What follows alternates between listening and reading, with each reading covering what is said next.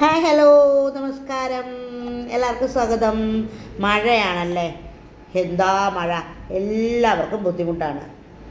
ഇന്ന് എന്നോട് കൂടെ മറ്റൊരാൾ കൂടിയുടെ ഒരു ബിസിനസ്സുകാരനാണ് എന്നോട് കൂടി സംസാരിക്കാനിരിക്കുന്നത്.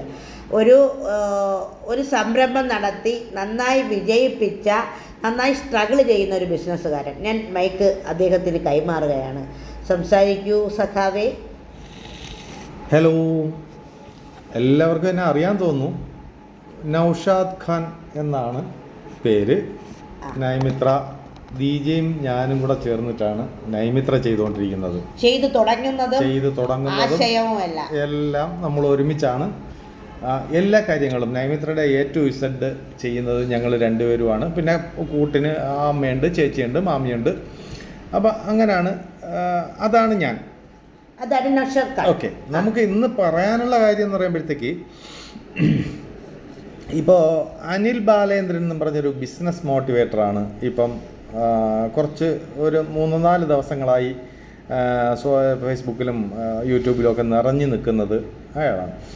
ഒരു പക്ഷേ നിങ്ങൾക്ക് അറിയാവോന്നറിയില്ല, ഒരുപാട് പേര് പിന്നെ കണ്ടിട്ടുണ്ടാവും, കാണുന്നുണ്ടാവും. ഒരു ബിസിനസ് മോട്ടിവേറ്റർ എങ്ങനെ ആകരുത് എന്നതിന് ഉത്തമ ഉദാഹരണമാണ് ഈ അനിൽ ബാലേന്ദ്രൻ. ഒരുപാട് പേര് അത് പുള്ളിക്കാരൻ്റെ മെയിൻ എന്ന് പറയുമ്പോഴത്തേക്ക് നല്ലൊരു സംഖ്യ പ്രതിഫലം വാങ്ങിയിട്ടാണ് മോട്ടിവേഷന് വരുന്നത്. ഇടയിൽ കയറുന്നതിൽ ക്ഷമിക്കണം കേട്ടോ. ഈ അനിൽ ബാലചന്ദ്രൻ എന്ന വ്യക്തിയെ ഇവിടെ നമ്മുടെ വീഡിയോ കാണുന്ന എല്ലാവർക്കും ഒരുപക്ഷെ അറിയണമെന്നൊന്നുമില്ല കേട്ടോ.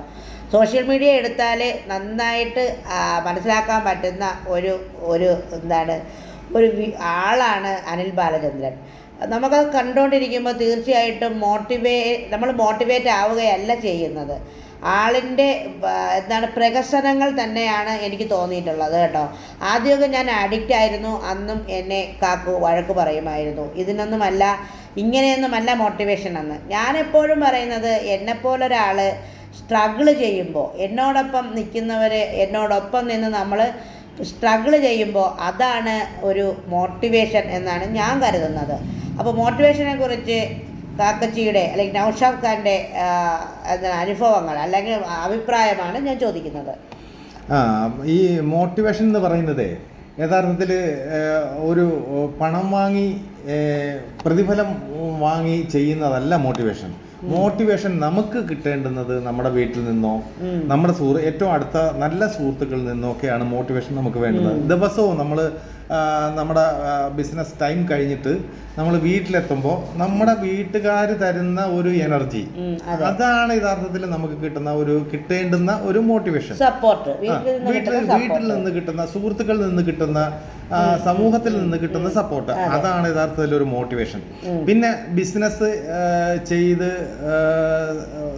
ചെയ്ത് പരിചയം വെച്ച് പറയുകയാണ്, യഥാർത്ഥത്തിൽ ഈ ഭയങ്കര മോട്ടിവേഷന്റെ കാര്യമൊന്നും ഇല്ലെന്നാണ് എനിക്ക് തോന്നുന്നത്. ഞാൻ കരക്കോട്ടെ, നൈമിത്ര തുടങ്ങും മുൻപേ എന്തൊക്കെ ബിസിനസ്സുകൾ ചെയ്തിട്ടുണ്ട്?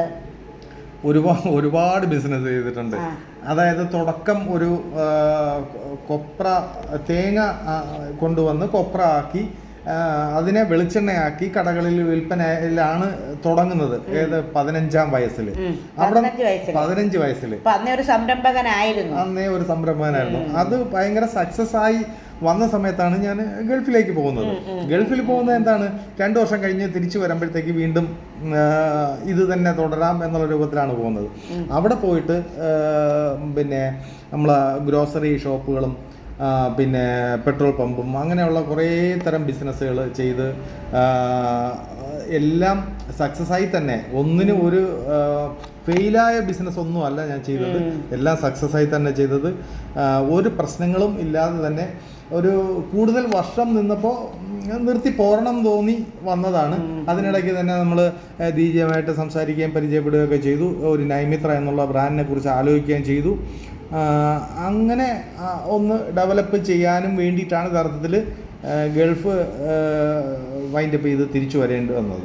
അപ്പൊ ഈ പ്രവാസികളായിട്ട് വരുന്ന ആൾക്കാരോട് നാട്ടിൽ വന്നിട്ട് എന്തെങ്കിലും ബിസിനസ് ചെയ്യാൻ തുടങ്ങുമ്പോൾ, ഇവിടെ ഇപ്പൊ അതിന് പറ്റിയൊരു സാഹചര്യമൊന്നുമല്ല നമ്മുടെ കേരളത്തിൽ പലതരത്തിലുള്ള ബുദ്ധിമുട്ടുകളാണ്. അതെ. അധികാരികളായാലും നമ്മളെ സപ്പോർട്ട് ചെയ്യുന്ന ഒരു മേഖലയല്ല ബിസിനസ് എന്ന് പറയുന്നത്.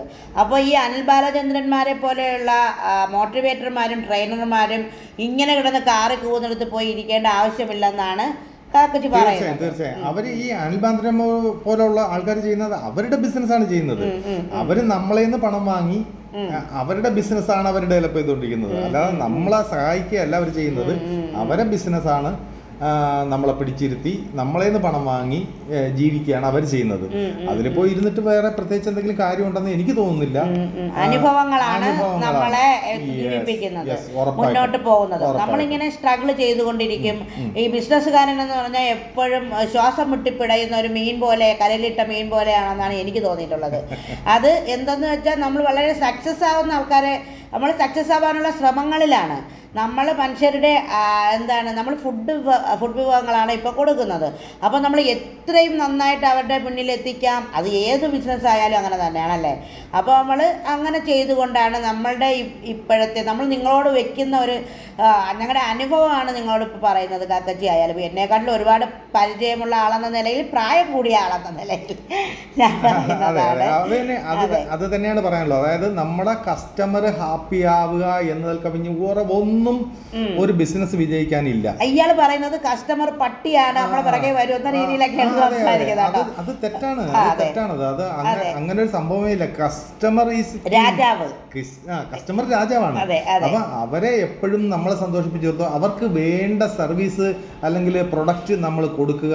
അവർ ഉദ്ദേശിക്കുന്ന പ്രൊഡക്റ്റ് നമ്മൾ കൊടുക്കുക, ഉദ്ദേശിക്കുന്ന സർവീസ് നമ്മൾ കൊടുക്കുക. അത് തന്നെയാണ്. അങ്ങനെ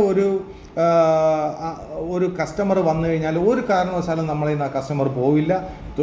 തീർച്ചയായും നമ്മുടെ അടുത്ത് തന്നെ വരും. അതുവഴി നമ്മൾ ആ ബിസിനസ് വിജയിക്കുകയും ചെയ്യും. അപ്പോൾ ഇന്നത്തെ വീഡിയോ ഇത്രയും കൊണ്ട് നമുക്ക് അവസാനിപ്പിക്കാം. ഒരുപാട് പറയുമ്പോൾ എല്ലാവർക്കും ബുദ്ധിമുട്ടാവും അല്ലേ? അപ്പോൾ കൺക്ലൂഷൻ രൂപത്തിൽ അനിൽ ബാലേന്ദ്രന്മാരെ മാറ്റി നിർത്തുക.